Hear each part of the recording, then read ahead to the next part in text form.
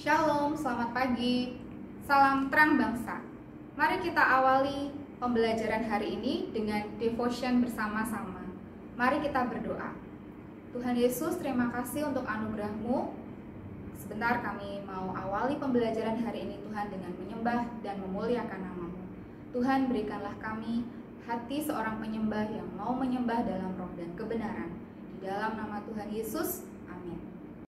Mari kita nyanyikan sebuah lagu pujian dari Symphony Music berjudul Dengan Apa Akan Kubalas. Terima kasih Tuhan Yesus. Terima kasih.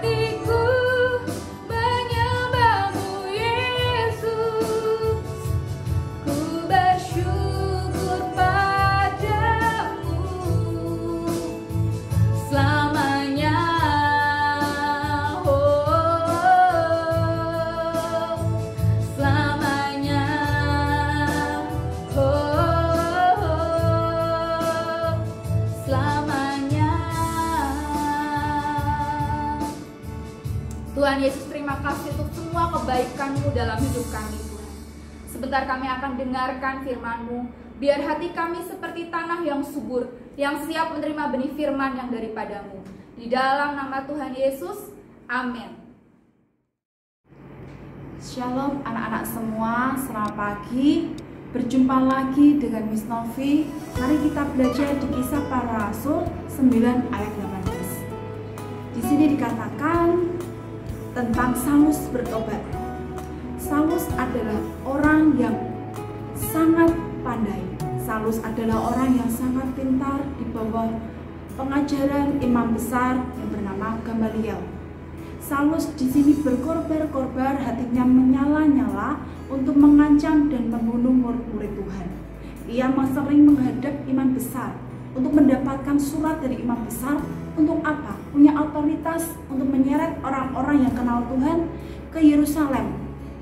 Dan dia membawa orang-orang itu untuk diadili di sana. Di sini dikatakan juga dalam perjalanan ke Damsyik, ia sudah mendekati kota itu, tiba-tiba dia melihat ada cahaya yang mengelilingi dia.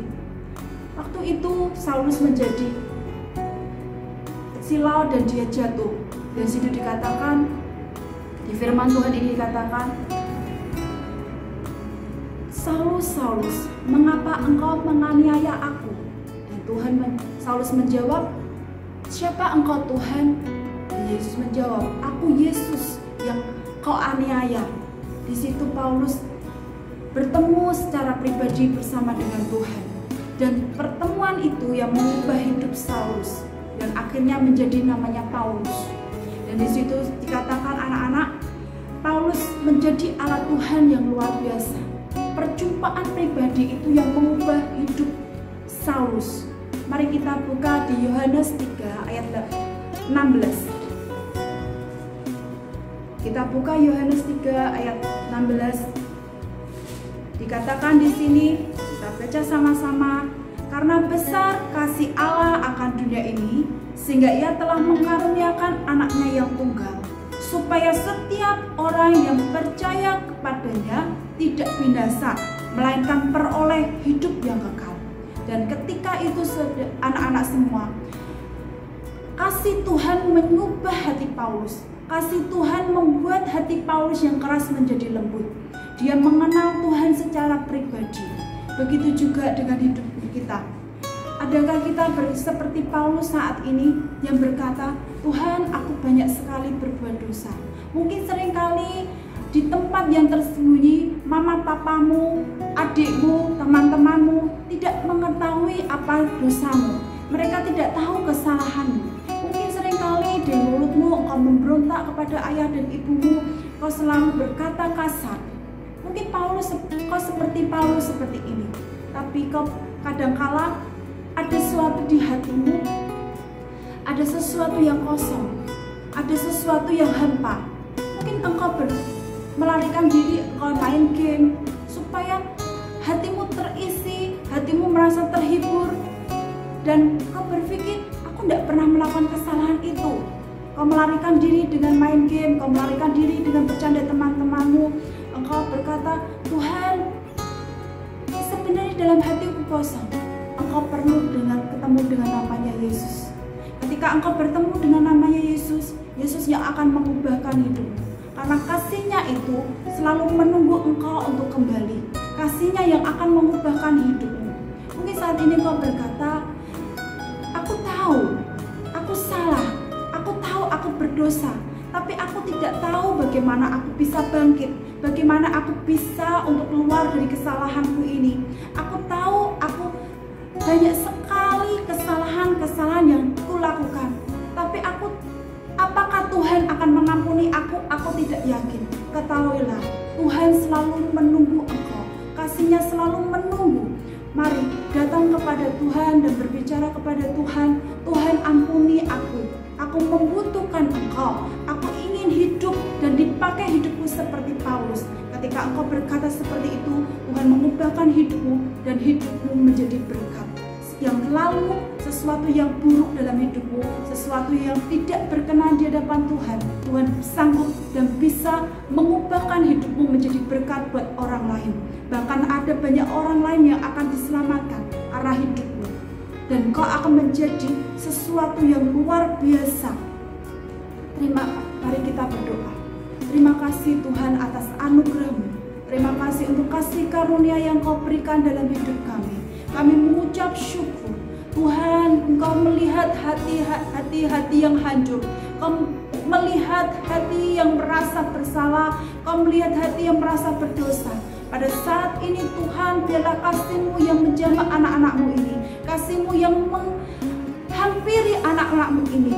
Tuhan, ketika anak-Mu mengaku dosa, Engkau adalah setia dan adil. Engkau yang akan mengampuni dosa mereka. Engkau akan melupakan mereka dosa-dosa dan kesalahan mereka. Tuhan, terima kasih. Terima kasih untuk setiap anugerah-Mu, dan mereka akan Kau pakai menjadi alat-Mu, alat untuk kemuliaan dan kebesaran nama-Mu Tuhan. Sehingga lewat hidup mereka banyak orang-orang diselamatkan, banyak orang-orang yang bertobat, banyak orang-orang yang mendapatkan berkat untuk hidup mereka.